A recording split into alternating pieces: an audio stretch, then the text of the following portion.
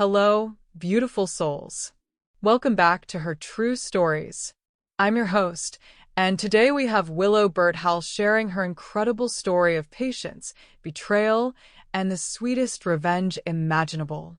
If you're new here, we share real stories from real women who faced life's greatest challenges and found their strength. Don't just listen and leave. Hit subscribe so you'll never miss another story that speaks to your soul.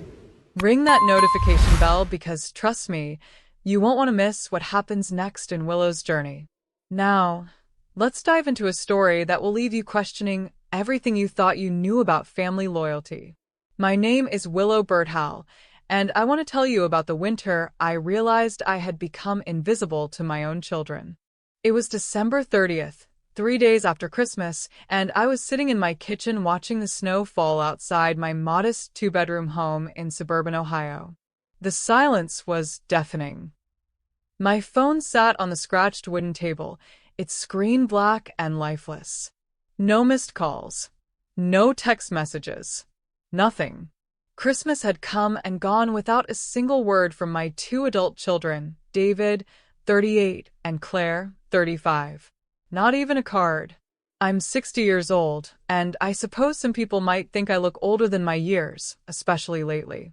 I'd let my auburn hair grow out gray at the roots, wore the same faded sweaters year after year, and hadn't bothered with makeup in months. Why would I? There was no one left to see me. But here's what my children didn't know, what I had never told them. I had $33 million sitting in various investment accounts, earning interest every single day. You're probably wondering how a woman who looks like she shops at thrift stores and counts coins at the grocery checkout could have accumulated such wealth. Well, that's a story for later. Right now, I want you to understand what it feels like to be forgotten by the people you brought into this world. 8 years ago, my husband Robert died of a sudden heart attack. He was 55, vibrant, successful. One day he was kissing me goodbye as he left for work, and 12 hours later, I was identifying his body in a hospital morgue. The grief nearly destroyed me, but what came after, the slow, painful realization that my children saw me as nothing more than an inconvenience, that nearly finished the job. In those first months after Robert's death, David and Claire were attentive. They helped with funeral arrangements, sorted through their father's belongings, made sure I was settled. But as the seasons changed, so did their attention. The phone calls became less frequent. The visits stopped altogether. And then came the woman who would steal what little family I had left. Her name was Veronica Sterling, and she was everything I was not. Before we continue with Willow's story, I want to remind you that your story matters too. If you've ever felt invisible or taken for granted by family, you're not alone. Hit that like button if Willow's story is resonating with you, and share this video with someone who needs to hear that their worth isn't determined by how others treat them. Now, let's see how Veronica entered the picture. Veronica Sterling swept into our lives like a perfectly coiffed hurricane 2 years after Robert's death. She was 50, blonde, and possessed the kind of confident beauty that comes from expensive procedures and even more expensive clothes. She had met David at some corporate networking event. She worked in luxury real estate, selling million-dollar homes to people who collected houses like handbags. I'll never forget the first time David brought her to Sunday dinner. She arrived in a white Lexus that probably cost more than most people's houses, wearing a dress that hugged her surgically enhanced figure like it was painted on. Her jewelry caught the light from every angle, and her smile was so white it was almost blinding. "Mother," David said, and I noticed he'd started calling me that instead of Mom lately. "I'd like you to meet Veronica. We've been seeing each other for a few months now." Veronica extended a perfectly manicured hand, her grip firm but brief, as if she was afraid my ordinariness might be contagious. "Willow, I've heard so much about you," she said, though her tone suggested she'd heard very little and was perfectly fine with that. Claire arrived 20 minutes later with her husband Mark and their 2 young children, Tommy and Sarah. I watched as Veronica immediately commanded the room's attention, regaling everyone with stories about celebrity clients and exotic vacation destinations.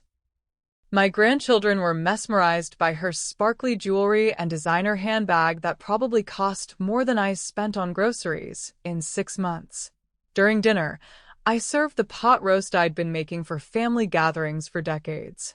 Veronica pushed the food around her plate delicately, taking tiny bites while discussing the benefits of her personal trainer and nutritionist. When dessert came, my famous apple pie that Robert used to say was better than his mother's, she politely declined, patting her flat stomach. "I just don't eat sugar anymore," she announced. "It's poison for the skin." I watched my children hang on her every word, nodding along as if she was sharing the secrets of the universe. When had they stopped looking at me that way? When had my wisdom become outdated and my stories become boring? After dinner, as I was clearing dishes, I overheard Veronica in the living room with David and Claire. "Your mother is sweet," she was saying, "but this house, it's so dated. And she seems a bit—" She paused, searching for the right word. "Stuck in the past, don't you think?" David's response cut through me like a blade. "Yeah, we've been worried about her. She doesn't really do anything anymore. Just stays home, watches TV. We think she might be depressed." They were talking about me like I wasn't in the next room, like I was a problem to be solved rather than a person to be loved. From that day forward, Veronica became a fixture in my children's lives. Within 6 months, she was included in every family gathering, every holiday celebration, every milestone moment. And with each passing event, I became more of a spectator and less of a participant in my own family story. The transformation wasn't immediate, but it was inevitable. David started visiting Veronica's penthouse apartment instead of coming to my house. Claire began calling Veronica for advice about everything from childcare to home decorating. My grandchildren started asking when Aunt Ronnie was coming to visit, their young faces lighting up in ways they never did for me anymore. But the real shift happened during Tommy's 7th birthday party. I arrived with a homemade birthday cake, chocolate with vanilla frosting, decorated with little toy cars because he loved vehicles. When I walked into Claire's backyard, I saw that Veronica had already set up an elaborate dessert table with professionally made cupcakes, a candy station, and a towering birthday cake shaped like a race car that probably cost more than my monthly grocery budget. "Oh, Grandma Willow," Claire said when she saw me standing there with my simple cake. "How thoughtful. We can put that in the kitchen for later." Later never came. My cake sat untouched on the counter while children and adults alike marveled over Veronica's display. I watched her hold court, accepting compliments and praise for her incredible generosity and amazing taste. She was wearing a diamond bracelet that caught the sunlight like captured stars, and I couldn't help but notice how my children kept glancing at it admiringly. That night, as I drove home alone with my untouched cake on the passenger seat, I made a decision that would change everything. I was tired of being invisible. I was tired of being treated like a burden. And I was especially tired of watching this woman waltz into my family and claim the love that should have been mine. But I wouldn't fight fire with fire. I wouldn't throw tantrums or make demands or beg for attention.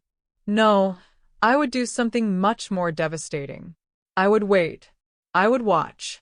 And I would remember everything. The annual gift-giving parade began in earnest during Veronica's first Christmas with our family. I should have seen it coming, but I was still naive enough to believe that my children's love for me was deeper than their fascination with her glamorous lifestyle.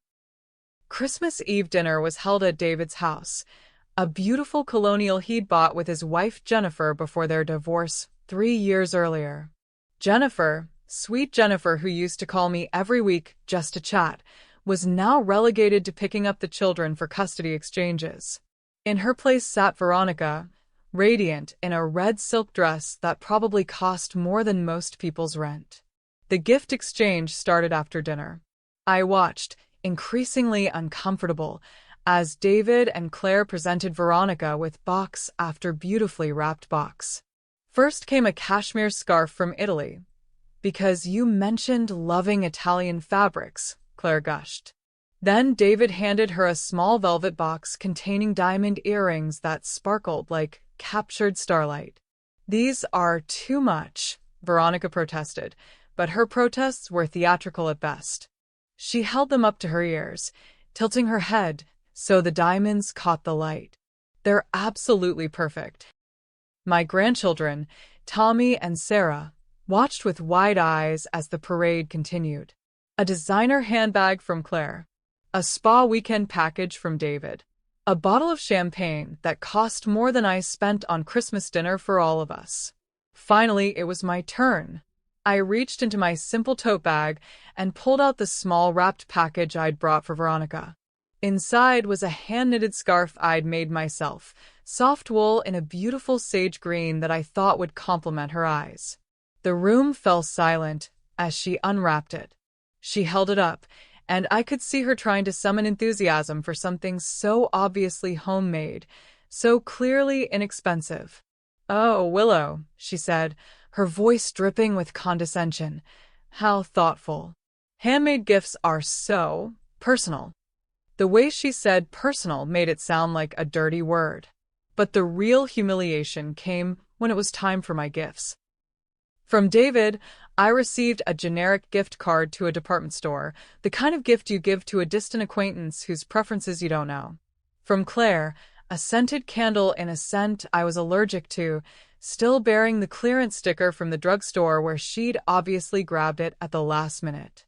"Sorry, Mom," Claire said without looking at me. "I've been so busy with the kids and work.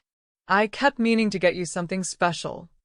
Meanwhile, Veronica's gifts were thoughtfully chosen, expensive, presented with elaborate explanations about why each item was perfect for her.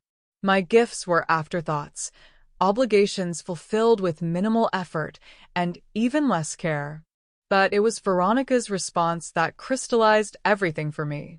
As I opened my meager gifts, she reached over and patted my hand like I was a charity case. "Oh, Willow, dear," she said, her voice saccharine sweet. "You're so lucky you don't care about these fancy things. Material possessions just aren't important to some people, are they?" The implication was clear.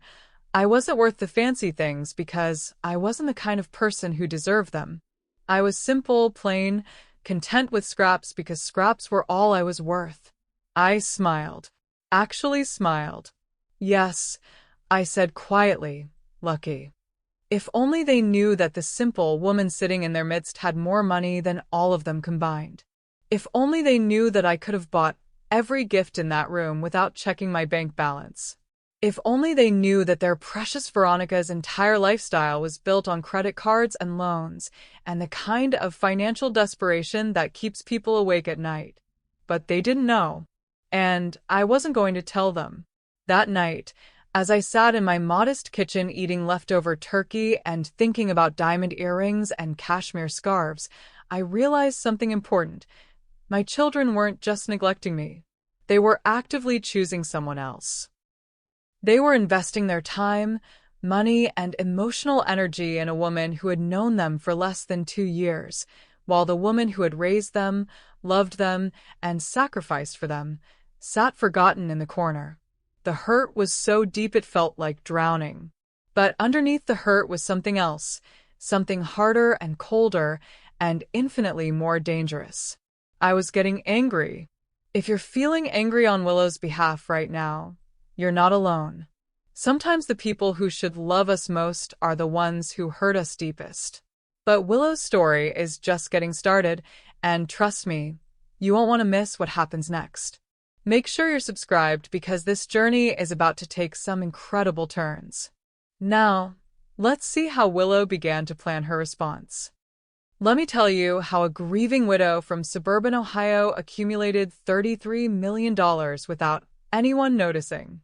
When Robert died, he left me well provided for, but not wealthy. His life insurance policy paid off our mortgage and left me with about $200,000, enough to live modestly for several years if I was careful. What Robert didn't know was that I had always been good with numbers, good with patterns, good with seeing opportunities that others missed. I had grown up poor. My father was a mechanic who drank too much, and my mother cleaned houses to make ends meet.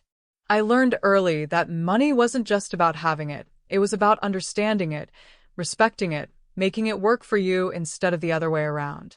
When I married Robert, I handled all our finances while he focused on his engineering career. He trusted me completely, never questioning my decisions, never asking to see the books. After his death, I threw myself into investing with the single-minded focus of someone who had nothing left to lose. I started small, buying undervalued properties in neighborhoods that I researched obsessively. I spent my days driving around, talking to residents, studying development plans, understanding which areas were poised for growth.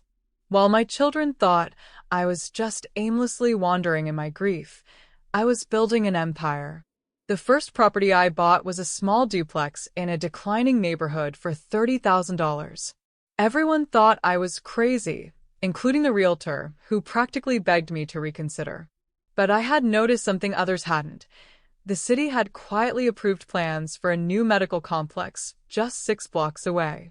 Within 2 years, that duplex was worth $90,000. I sold it and bought 3 more properties with the profits.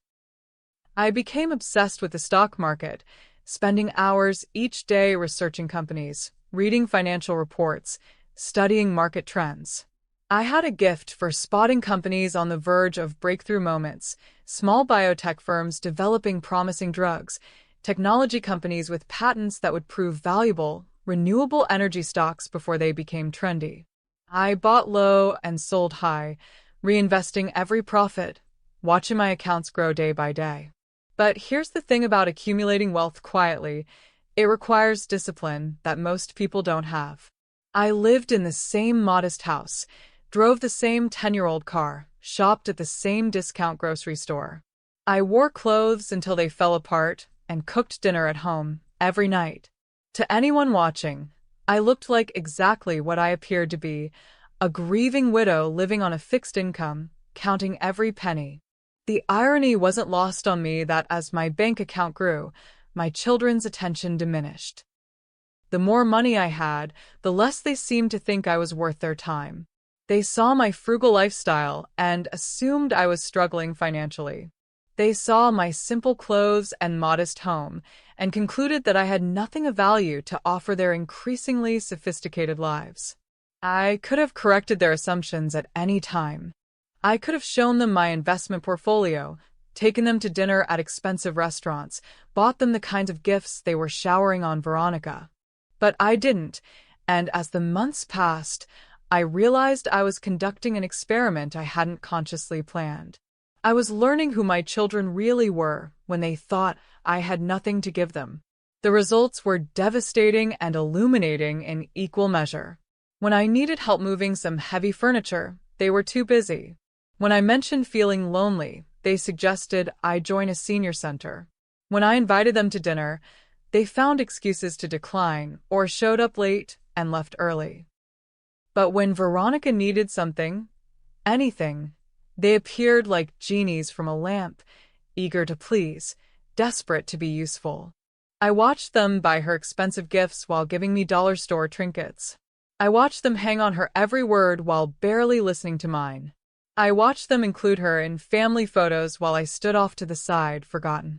And with each slight, each dismissal, each moment of being treated like an afterthought, my resolve grew stronger. The funny thing about silence is that it tells you everything you need to know about people. Give them enough space, enough time, enough rope, and they'll show you exactly who they are. They'll reveal their priorities, their values, their capacity for love and loyalty and basic human decency. My children were failing the test spectacularly, but I was patient. I had learned patience from years of watching investments mature, from waiting for the right moment to buy or sell, from understanding that the biggest rewards come to those who can delay gratification. I would wait. I would watch. I would remember. and when the time was right, I would act. By the third year after Robert's death, my investment portfolio had grown to $15 million. By the fifth year, it was $25 million. By the time Veronica entered our lives, I was worth more than $30 million and growing richer every day. But I still wore the same faded sweaters. I still counted coupons at the grocery store. I still lived in the same modest house with appealing paint and dated furniture. Because I had learned something valuable about human nature. People will show you their true selves when they think you have nothing they want. And my children, my own flesh and blood, had shown me that their love was conditional, their loyalty was for sale, and their respect could be bought by anyone with a designer handbag and a pretty smile. It was time to start planning my response. 3 years into Veronica's reign as the queen of my family, I began to notice the first cracks in her perfect facade. It started small. A comment here, a gesture there, tiny inconsistencies that most people wouldn't notice, but that I, with my newfound obsession with observation, cataloged carefully. The first crack appeared during Easter dinner. Veronica arrived in a stunning new outfit, a designer dress that probably cost more than most people's monthly salary, paired with shoes that clicked authoritatively across my daughter's hardwood floors. But when she thought no one was looking, I caught her discreetly checking her phone with an expression of barely concealed panic. "Everything all right?" I asked innocently, refilling her wine glass. She snapped the phone shut quickly, her brilliant smile never wavering. "Oh, just work stuff. You know how it is in real estate. Always something urgent." But her laugh was a beat too long, a note too high. The second crack appeared a few weeks later when I was grocery shopping. I spotted Veronica's white Lexus at the pawn shop on Elm Street. Through the window, I could see her arguing with the clerk, gesturing emphatically at something she was trying to sell. When she emerged 20 minutes later, her designer handbag was noticeably lighter, and the large gold bracelet she usually wore was gone. I ducked behind a parked car until she drove away, my mind racing. Pawn shops weren't places that successful real estate agents typically frequented unless they were desperate for quick cash. The third crack was the most telling. David had mentioned that Veronica was house hunting for herself, something about wanting to upgrade from her rented penthouse to something she owned. But when I called the luxury real estate office where she supposedly worked, the receptionist told me that no one by the name of Veronica Sterling had ever been employed there. Curious, I decided to do some digging. It's amazing how much information you can find about someone when you know where to look and have the time to look thoroughly. I hired a private investigator, a thorough, discreet woman named Patricia who specialized in financial backgrounds. What Patricia discovered was fascinating. Veronica Sterling wasn't her real name. She was actually Veronica Kowalski from Cleveland, and she had a history of living far beyond her means. She had been evicted from 3 apartments in the past 5 years, had defaulted on 2 car loans, and had a credit score so low that she couldn't qualify for a store credit card at most retailers. The penthouse apartment she claimed to own? Rented, and she was 3 months behind on payments. The luxury car? Leased, and the payments were delinquent. The designer clothes, the expensive jewelry, the lavish lifestyle she flaunted so effortlessly, all of it was built on credit cards, personal loans, and what appeared to be a sophisticated system of check kiting that was about to collapse under its own weight. Veronica Sterling was a house of cards in a windstorm, and the winds were picking up. But here's what made it even more interesting. My children had no idea. They continued to fawn over her, continued to buy her expensive gifts, continued to treat her like some kind of financial guru whose lifestyle they should aspire to emulate. They saw the designer labels and assumed success.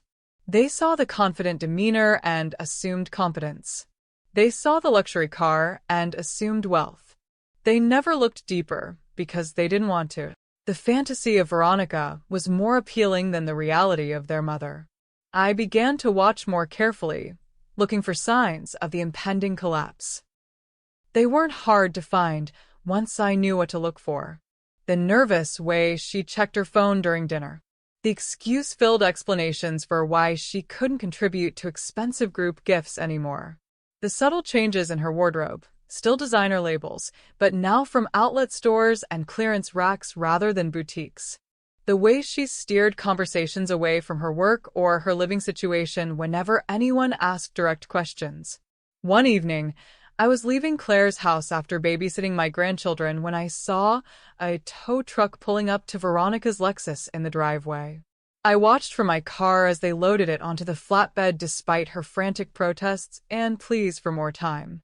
David came out to see what the commotion was about, and I heard Veronica spin a story about a clerical error with her lease company, how it would all be sorted out in the morning, how these things happen to successful people all the time because of complex financial arrangements. David bought every word. He even offered to drive her home and help her straighten out the confusion the next day. That's when I knew that the time for waiting was almost over. Veronica's financial house of cards was collapsing, and when it fell, it would take everyone around her down with it, including my children, who had invested so much of their emotional and financial energy in supporting her lifestyle. But I had a different plan. Instead of watching my children get swept away in Veronica's inevitable downfall, I was going to be the one controlling the demolition. It was time to stop being a spectator in my own family's drama. It was time to take action. And I knew exactly where to start. The plot is thickening, isn't it? Willow is about to make her move, and trust me, you won't see this coming. If you're on the edge of your seat right now, smash that like button and share this video with someone who loves a good story of justice served cold. We're just getting to the good part, so make sure you stay tuned. Now, let's see how Willow begins to weave her web. There's an art to revenge that most people never master. They think it's about dramatic confrontations and public scenes, about shouting matches and slammed doors. But real revenge, the kind that changes lives permanently, is quiet, methodical, and absolutely devastating in its precision. I began my campaign on a Tuesday morning in October, sitting in my modest kitchen with a cup of coffee and a laptop computer that my grandchildren had taught me to use. They thought I was just learning to get online to stay connected with the world. They had no idea I was about to use that connection to systematically dismantle someone's life. My first move was to buy Veronica's debt. Patricia, my private investigator, had provided me with a comprehensive list of Veronica's creditors. Credit card companies, personal loan providers, the finance company that held her car lease. All of them were owed money that Veronica couldn't pay. What most people don't realize is that when someone defaults on their debts, those debts don't just disappear. They get sold to collection agencies for pennies on the dollar. I became a very good customer of several debt-buying firms. Working through a series of shell companies that Patricia helped me establish, I began purchasing Veronica's outstanding debts one by one. Her maxed-out Visa card with a $15,000 balance? I bought it for $3,000. Her defaulted personal loan of $25,000? Mine for $5,000. The lease on her Lexus that she couldn't afford? I now own the right to collect on that too.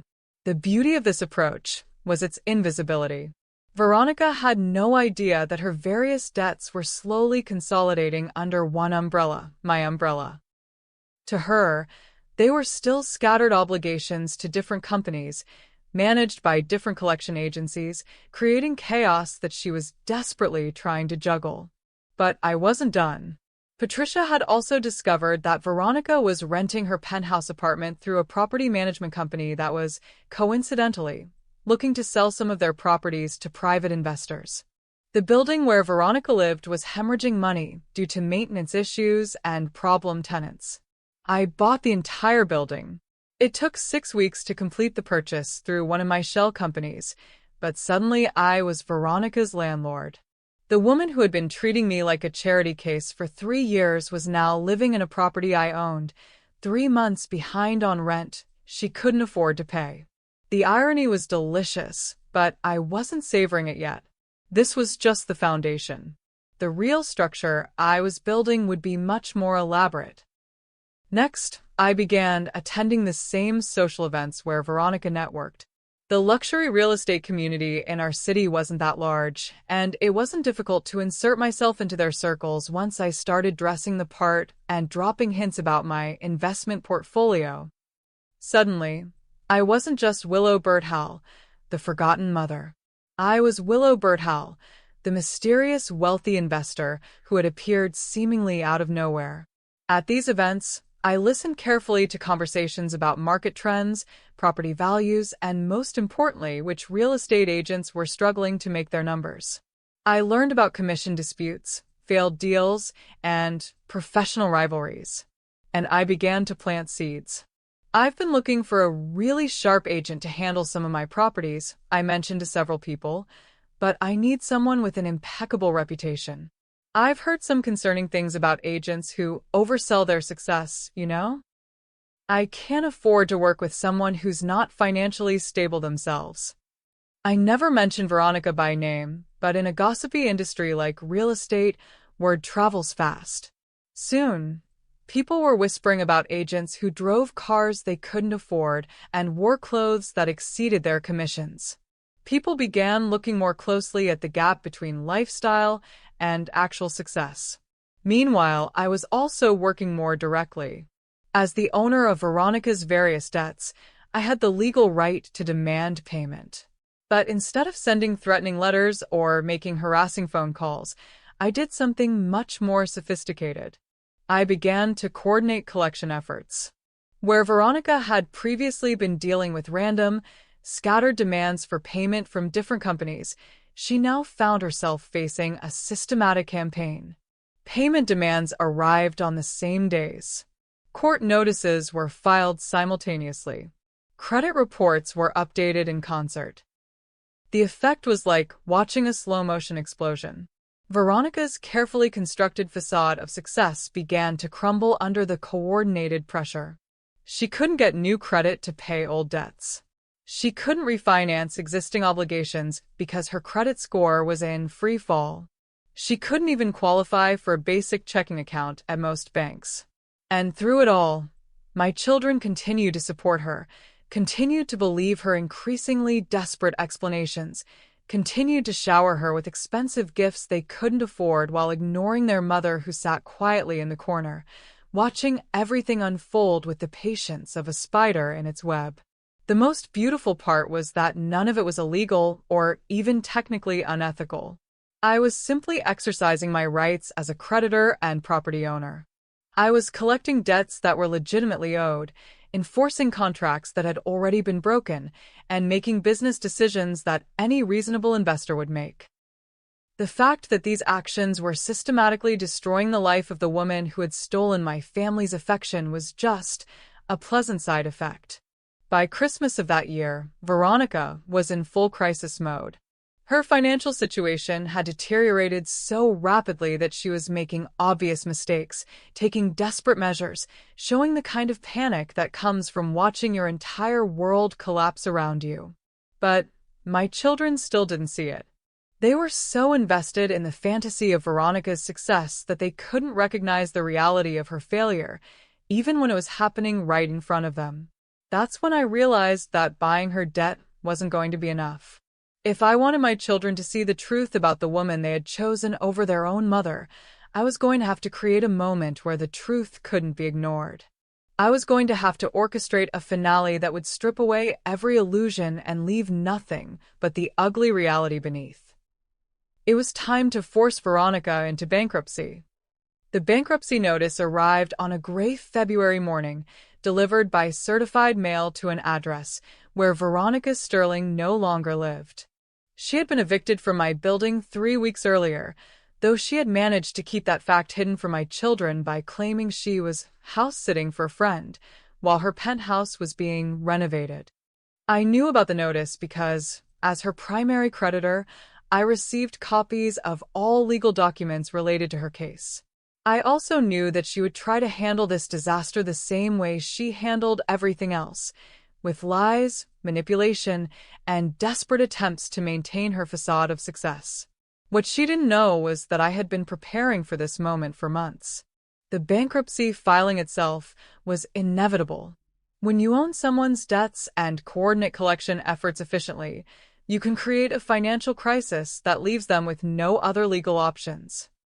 Veronica had reached the point where her monthly obligations exceeded her monthly income by a factor of 3.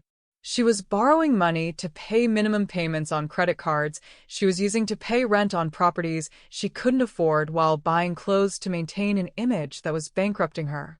It was a house of cards, and I had systematically removed every supporting beam.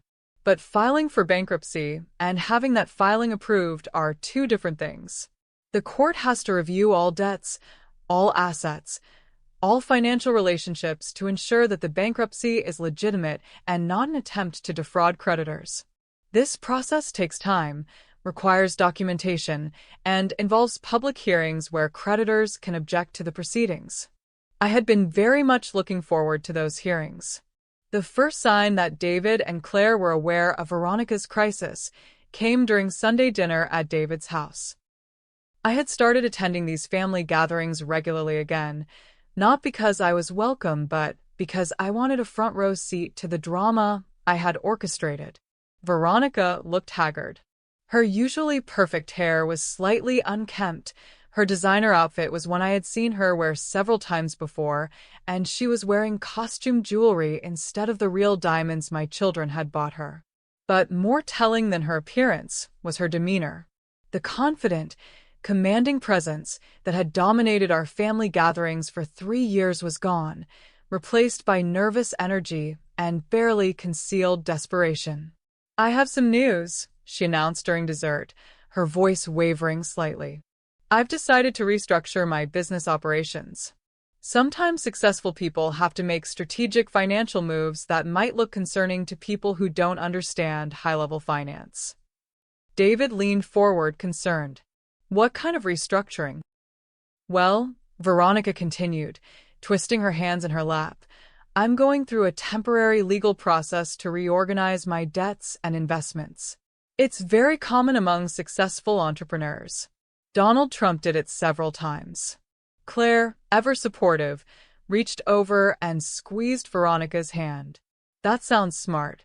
You're always so good at managing money." I almost choked on my coffee. "The thing is," Veronica continued, "there will be some court proceedings, just formalities really, but I might need some moral support. These legal processes can be overwhelming even when you know they're the right business decision." "Of course we'll support you," David said immediately. "Whatever you need." "When are the hearings?" Claire asked. "Next month, March 15th. Veronica's voice was barely above a whisper. I smiled into my coffee cup. March 15th was going to be a very interesting day. Over the next few weeks, I watched my children rally around Veronica with the kind of devotion I had once hoped they would show me. They researched bankruptcy law to help her understand the process. They offered to loan her money for legal fees. They assured her repeatedly that they didn't judge her for making smart business decisions. David even offered to attend the hearing with her as moral support, though Veronica quickly declined, claiming that having family members present might complicate the legal proceedings. She was right about that, though not in the way she thought. The night before the hearing, Claire called me for the first time in months. "Mom, I wanted to let you know that Veronica is going through a difficult time right now. She's having to make some tough business decisions, and we're trying to be supportive. I know you two haven't always gotten along perfectly, but I hope you can understand that she's important to our family now." "I understand perfectly," I told her. And I did. The morning of March 15th was crisp and clear, the kind of day that makes you believe good things are possible. I dressed carefully for the occasion, not in my usual thrift store clothes, but in a tailored navy suit I had purchased specifically for this moment. I looked like what I actually was, a successful businesswoman with the confidence that comes from real wealth, not the desperate fake-it-till-you-make-it energy that Veronica had been radiating for months. I arrived at the courthouse early and took a seat in the back of the courtroom, far enough away that Veronica wouldn't notice me immediately, but close enough to see every expression that would cross her face during the proceedings. The hearing began promptly at 9 o'clock. Veronica sat at a table with a court-appointed attorney who looked like he was handling his 15th bankruptcy case that week. She was wearing a black dress that I recognized from 2 previous family gatherings, and her hands were shaking as she shuffled through papers. The trustee, a stern-looking woman in her 50s, began reading from Veronica's filing. The list of debts was extensive and damning: credit cards, personal loans, unpaid rent, medical bills, even money owed to a dog groomer. As each debt was read aloud, Veronica seemed to shrink further into her chair. But then came the part one had been waiting for. The court recognizes several objections filed by creditors in this case, the trustee announced. We'll hear from the primary creditor first. That was my cue. I stood up slowly, smoothed my suit jacket, and walked toward the front of the courtroom. Every eye in the room followed me, including Veronica's. The moment she saw me, her face went white as paper. Your Honor, I said, my voice clear and confident. My name is Willow Burt-Howell, and I represent Burt-Howell Holdings LLC and its subsidiary companies. We hold approximately 80% of the debts listed in Ms. Kowalski's bankruptcy filing. I heard Veronica gasp. She had never heard her real name spoken in public before. The trustee looked at her papers, then back at me. Ms. Burt-Howell, you're listed here as the primary creditor. Do you wish to object to this bankruptcy filing? I do, Your Honor. But before I explain my objections, I think it's important for the court to understand the full scope of Ms. Kowalski's financial deception. For the next 20 minutes, I systematically dismantled every lie Veronica had told about her life, her career, and her financial situation. I presented documentation showing that she had never been employed by the luxury real estate firm she claimed to work for. I showed evidence that she had been living under an assumed name to avoid previous creditors. I demonstrated how she had used new credit to pay old debts in an elaborate shell game that had finally collapsed. But the most devastating moment came when I revealed the extent of my ownership of her debts. Your Honor, through my various holding companies, I now own Ms. Kowalski's credit card debts, her personal loans, the lease on her vehicle, and the building where she was living until her recent eviction. In essence, every financial obligation that brought her to this courtroom today is now owed to me. The courtroom was dead silent. Veronica was staring at me with an expression of absolute horror, as if she was seeing a ghost. The trustee was reviewing the documentation I had provided, her eyebrows rising higher with each page. Ms. Burt-Howell, the trustee said finally, this is highly unusual. Are you saying that you deliberately acquired these debts? I'm saying that I made a series of business investments that I believed would be profitable. The fact that they all happen to involve the same debtor is coincidental. Of course, it wasn't coincidental at all, but I had been very careful to ensure that every transaction was legal and properly documented. The trustee turned to Veronica. Ms. Kowalski, do you have any response to these allegations? Veronica tried to speak, but only a strangled whisper came out. She cleared her throat and tried again. I don't understand how this is possible. Mrs. Burt-Howell is just, she doesn't have money. That's when I delivered the final blow. Your Honor, I'd like to submit additional documentation showing my current financial status, as it's relevant to my ability to collect on these debts. I handed the trustee a folder containing bank statements, investment portfolios, and property deeds. As she reviewed them, her expression shifted from confusion to amazement. Ms. Burt-Howell, these documents show assets worth $33 million. Approximately, yes. A murmur went through the courtroom. Veronica looked like she was going to faint. Your Honor, I continued, I want to be very clear about something. This woman has spent the past 3 years inserting herself into my family, convincing my children that she was successful and sophisticated while treating me like I was poor and irrelevant. She accepted expensive gifts from my children while they gave me dollar store trinkets. She made them believe that her lifestyle was something to aspire to while my modest way of living was something to pity. My voice remained calm, but I could feel the power of the moment building. My children chose her over me because they thought she had something valuable to offer them. They thought her wealth and success made her worthy of their love and attention in ways that I was not. I want them to understand exactly who they chose and exactly what they rejected. The trustee was staring at me now, and I could see understanding dawning in her eyes. So, yes, Your Honor, I object to this bankruptcy filing. Not because I expect to collect these debts. Frankly, the money is meaningless to me. I object because I want it on the public record exactly who Veronica Kowalski really is. I want my children to see the court documents.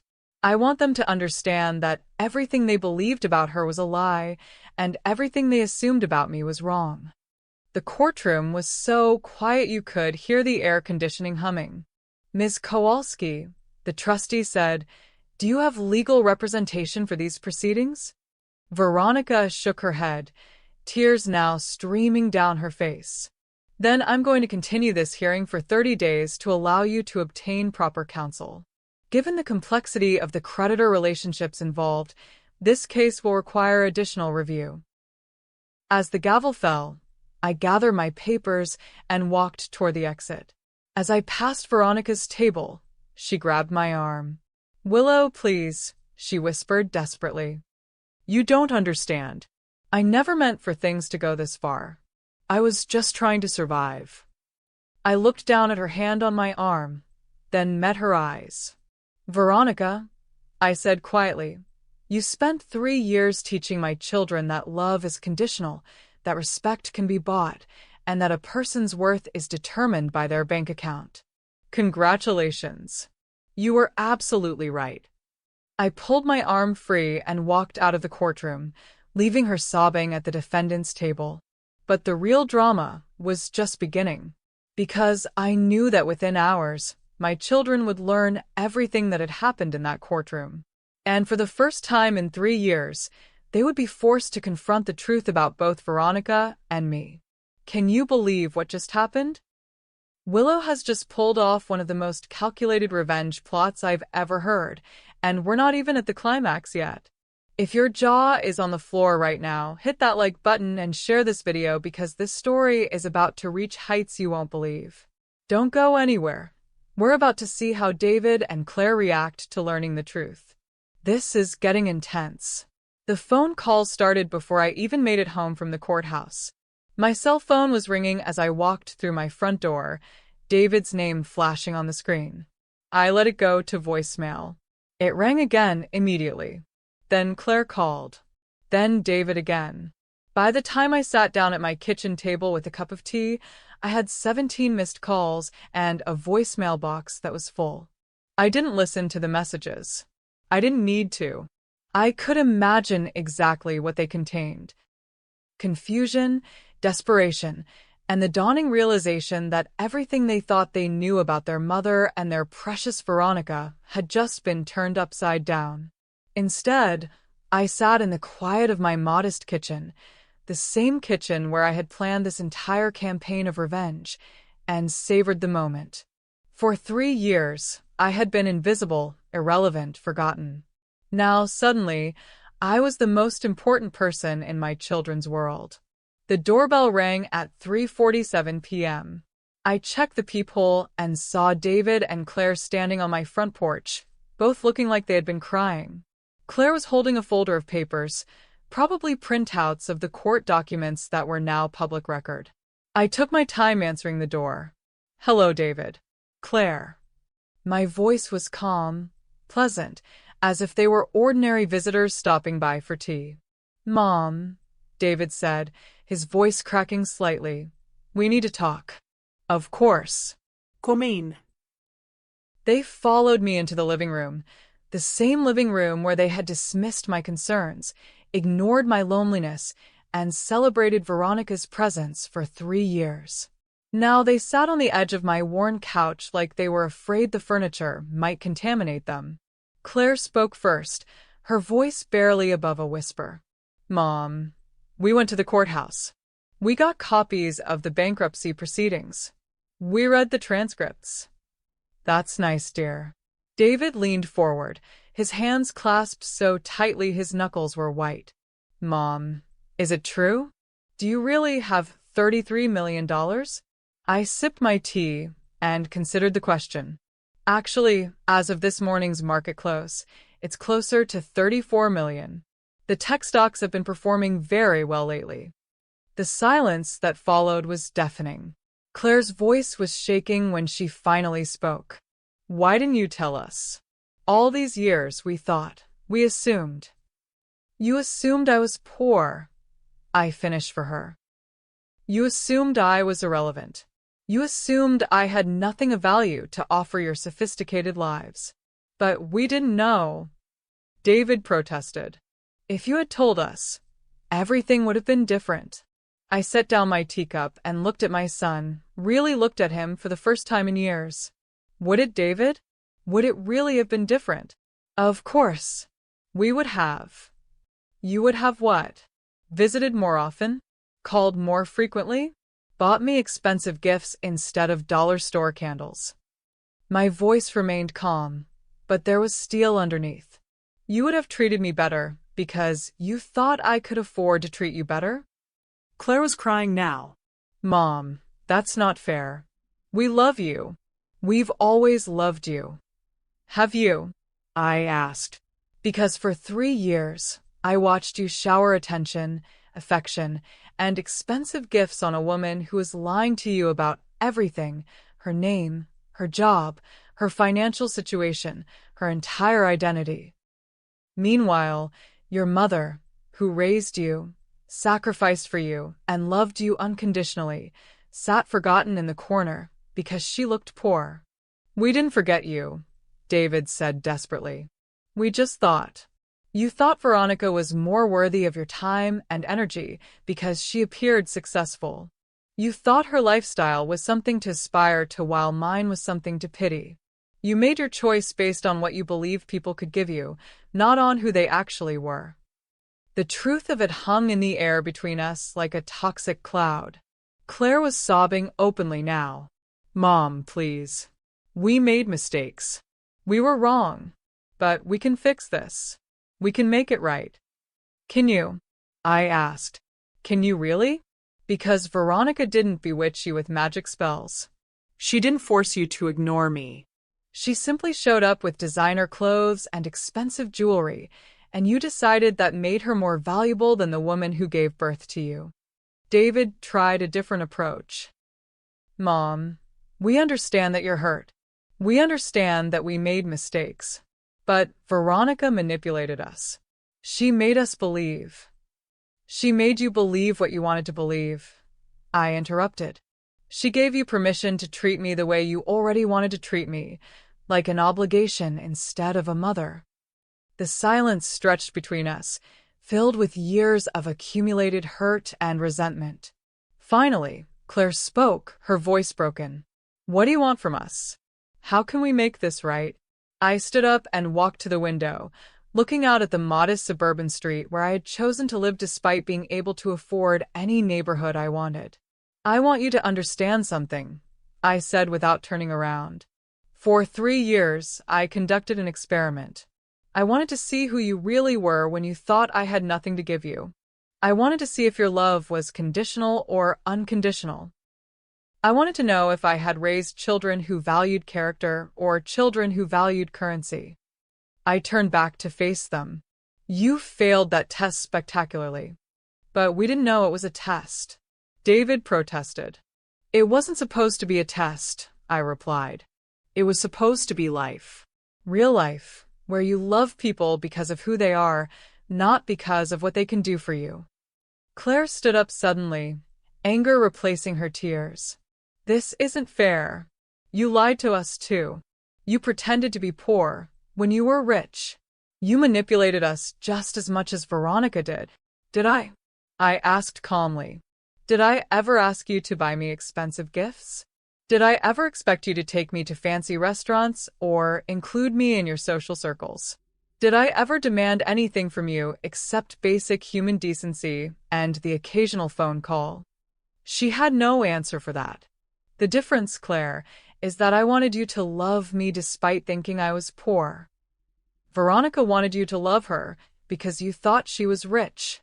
I was testing your character. She was exploiting it. David was crying now too, great heaving sobs that shook his whole body. Mom, please. We're sorry. We're so sorry. Please forgive us. Please give us another chance. I looked at my children, my babies who had grown into adults I barely recognized, and felt something break inside my chest. It wasn't my heart. My heart had broken 3 years ago when they started treating me like a stranger. This was something else, something deeper. It was the last vestige of hope that they might somehow redeem themselves. I forgive you, I said quietly. But forgiveness doesn't erase consequences. What does that mean? Claire whispered. I looked at my children, my babies who had grown into adults I barely recognized, and felt something break inside my chest. It wasn't my heart. My heart had broken 3 years ago when they started treating me like a stranger. This was something else, something deeper. It was the last vestige of hope that they might somehow redeem themselves. I forgive you, I said quietly. But forgiveness doesn't erase consequences. What does that mean? Claire whispered. I walked to my purse and pulled out a business card, handing it to David. That's my attorney's contact information. If you need anything legal regarding Veronica's situation, he can help you. As for us, I paused, looking at the two people I had once loved more than life itself. I think we all need some time to think about what kind of relationship, if any, we want to have going forward. Mom, please, David started. I think you should go now, I said gently. I'm tired, and I need to be alone. They left reluctantly, Claire still crying, David looking like he had aged 10 years in the past hour. As I watched them drive away, I felt a strange mixture of satisfaction and sadness. I had won. Completely, utterly, devastatingly. But victory, I was learning, sometimes tastes more bitter than defeat. The next few weeks were a masterclass in human psychology. David called every day, sometimes multiple times, leaving increasingly desperate voicemails. Claire sent flowers, then cards, then showed up at my door with my grandchildren in tow, hoping that seeing Tommy and Sarah would soften my resolve. She was right that it was difficult to turn away my grandchildren, but she was wrong about it changing my fundamental position. The bankruptcy hearing was rescheduled and eventually dismissed when Veronica failed to appear. According to my attorney, she had left town suddenly, leaving no forwarding address. The various debts I owned would eventually be written off as losses, which I could use for tax purposes. It was a small consolation prize, but I didn't need the money anyway. What I needed was something much more valuable, acknowledgement of what had been done to me and what that meant for all of us going forward. The breakthrough came on a rainy Thursday evening in April. I was reading in my living room when I heard a car door slam outside. Through the window, I saw both of my children walking up my front path.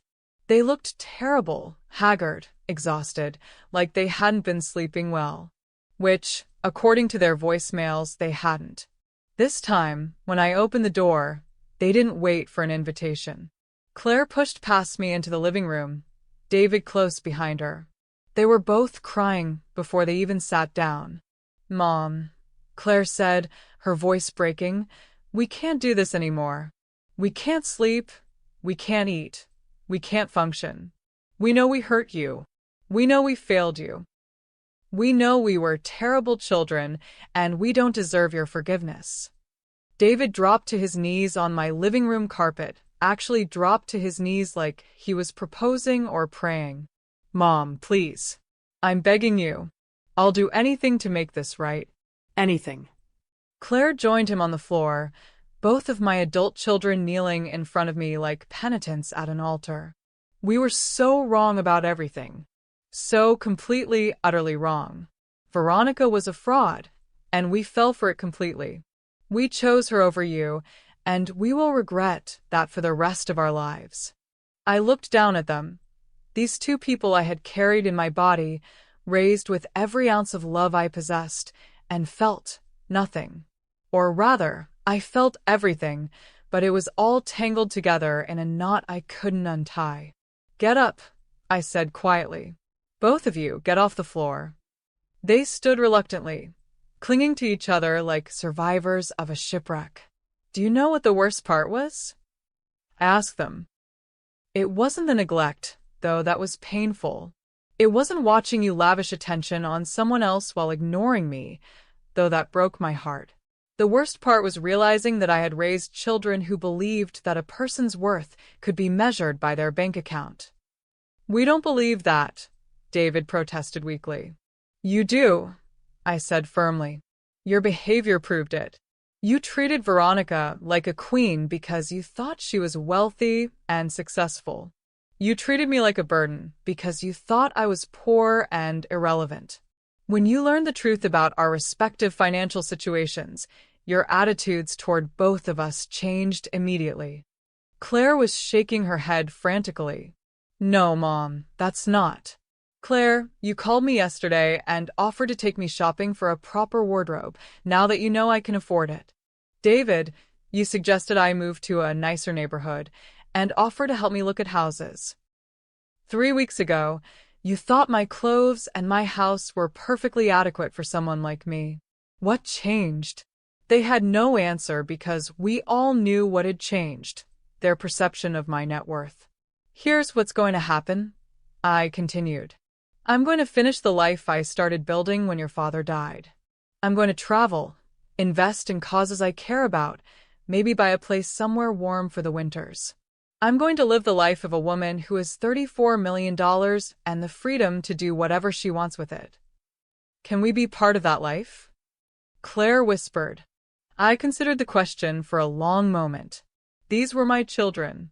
Despite everything, despite all the hurt and disappointment and betrayal, they were still the babies I had rocked to sleep, the toddlers I had comforted after nightmares, the teenagers I had worried about when they stayed out too late. "I don't know," I said honestly. "I need time to figure out if the people you've become are people I want in my life." "But we can change," David said desperately. "We can be better. We can prove to you that we've learned from this." "Maybe you can," I agreed. "But change takes time, and trust, once broken, is very difficult to repair. I spent 3 years watching you choose someone else over me. It's going to take more than a few weeks of apologies to undo that damage." "How long?" Claire asked. "How long before you'll give us another chance?" I looked at my daughter, this woman who had once been my best friend, my shopping companion, my confidant. Before Veronica, we had talked every day. Before Veronica, she had asked my advice about everything from her marriage to her children's education. Before Veronica, I had been important to her. "I don't have an answer for that," I said. "But I can tell you this. Any relationship we have going forward will be on my terms. I will never again allow myself to be treated as less important than whoever else happens to be in your lives. I will never again accept being forgotten or dismissed or treated like an obligation." "We understand," David said quickly. "Do you?" "Because understanding and accepting are two different things. Understanding means you recognize what you did wrong. Accepting means you're willing to live with the consequences of those actions, even if those consequences are permanent." The weight of that statement settled over the room like a heavy blanket. "Are you saying you might never forgive us?" Claire asked, her voice barely audible. "I'm saying that forgiveness is a process, not an event. And that process requires genuine change, not just remorse." I walked to the front door and opened it. "I think you should go now. Take some time to think about whether you're ready to do the work that real change requires." They left quietly, still clinging to each other, still crying. As I watched them drive away, I felt something I hadn't experienced in years: complete control over my own life. For the first time since Robert died, I was exactly where I wanted to be, with exactly the people I chose to have around me, which, at the moment, was no one at all. And that felt like the greatest victory of all. Willow has just delivered one of the most powerful moments in this entire story. The image of her children on their knees, begging for forgiveness, while she maintains her dignity and strength. That's the kind of justice we all dream of seeing. But we're not done yet. There's still one more chapter to this incredible journey, and you won't want to miss how Willow chooses to end this story. Make sure you're still with us for the conclusion. 6 months later, I was sitting on the deck of my new oceanfront cottage in Bar Harbor, Maine, watching the sunrise paint the Atlantic Ocean in shades of gold and pink. The cottage wasn't large, 3 bedrooms, 2 bathrooms, a kitchen that opened onto a living room with floor-to-ceiling windows facing the water. But it was mine, purchased with cash from an account that most people couldn't even dream of having. I had bought the place on a whim during a weekend trip in May. After decades of living in the same modest house in Ohio, I had decided it was time to live somewhere that reflected not just my actual financial status, but my emotional status as well. I wanted to wake up every morning somewhere beautiful, somewhere peaceful, somewhere that belonged entirely to me. The cottage was perfect. No memories of Robert's death. No echoes of family dinners where I was ignored.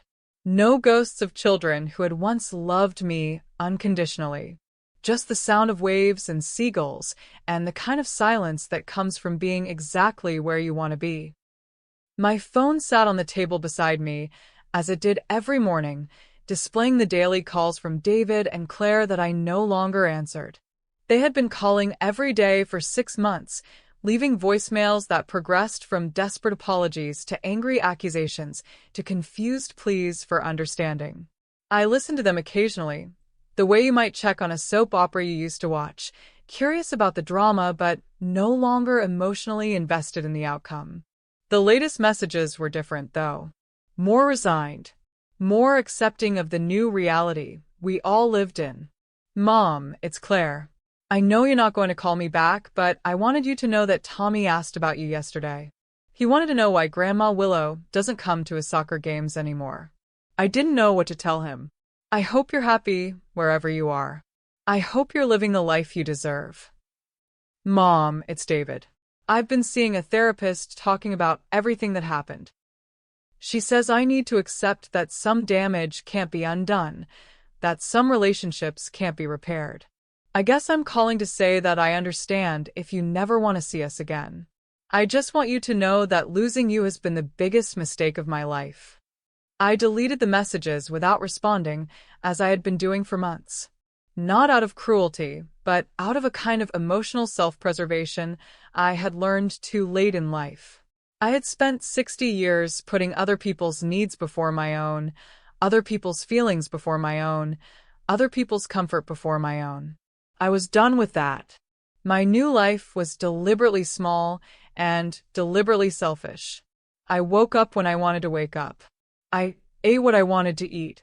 I spent my days reading, walking on the beach, tending to a small garden I had planted behind the cottage. I had joined a local book club where the other members knew me simply as Willow, the quiet woman who had moved up from Ohio and always brought excellent wine to meetings. I traveled when I felt like traveling. A week in Paris, a long weekend in San Francisco, a month-long cruise through the Mediterranean where I met interesting people and told them nothing about my past beyond the fact that I was a widow enjoying her retirement. The money, the $34 million that had been the catalyst for everything, sat mostly untouched in various investment accounts. I lived comfortably, but not extravagantly, spending what I needed to spend to be happy while watching the principal grow larger every month. I had hired a financial advisor in Portland who managed my portfolio with a kind of respectful efficiency that money commands. To him, I was Mrs. Berthal, the wealthy widow who preferred conservative investments and regular reports. He had no idea about the family drama that had precipitated my move to Maine. I liked it that way. I liked being unknown, being a mystery, being exactly as much or as little as I chose to reveal to anyone on any given day.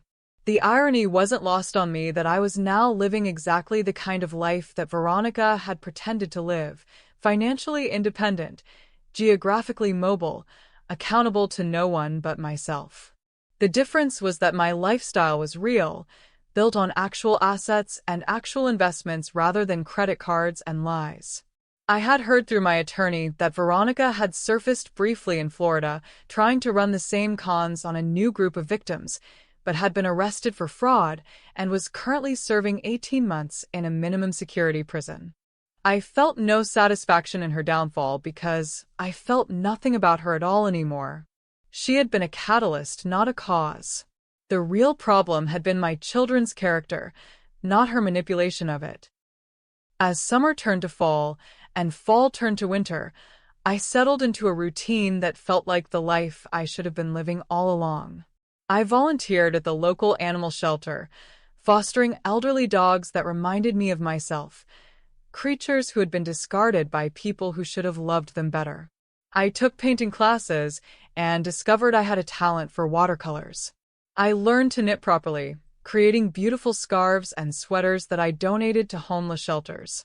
I was, for the first time in my adult life, living entirely for myself. And it was glorious. The phone rang one morning in December, exactly 1 year after that long-ago Christmas, when I had first realized how invisible I had become. I glanced at the screen, expecting to see David or Claire's name, but instead saw a number I didn't recognize. Hello, Mrs. Berthal? This is Jennifer Martinez from Coastal Maine Medical Center. I'm calling about your son, David Berthal. He's been in an accident. My blood turned to ice. What kind of accident? Un car accident. He's stable, but he's been asking for his mother. We found her contact information in his wallet. Can you come to the hospital? I sat in my peaceful cottage, looking out at the ocean that had become my sanctuary, and felt the weight of a decision I had never expected to have to make. I'll be right there, I said. 2 hours later, I was sitting beside David's hospital bed, watching him sleep off the pain medication they had given him for his broken ribs and fractured collarbone. Claire was in the hallway, crying softly as she spoke to his doctors. She hadn't seen me arrive and didn't know I was there. David's eyes fluttered open around noon, focusing slowly on my face. Mom? His voice was hoarse, uncertain, as if he was afraid he was dreaming. I'm here, I said simply. You came. You're my son. Of course I came. He started crying then, the kind of crying that comes from deep relief, mixed with overwhelming gratitude. I thought you'd never speak to us again. I thought we had lost you forever. I reached over and smoothed his hair back from his forehead, the same gesture I had made thousands of times when he was a child with a fever or a nightmare. You didn't lose me, David. You chose to let me go. There's a difference. Can we earn you back? He whispered.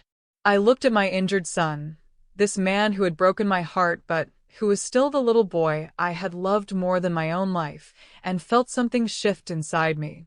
Not forgiveness exactly, and certainly not forgetfulness, but something softer than the cold anger I had been carrying for a year.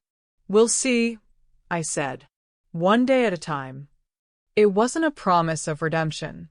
It wasn't an erasure of the past year or the 3 years that had preceded it.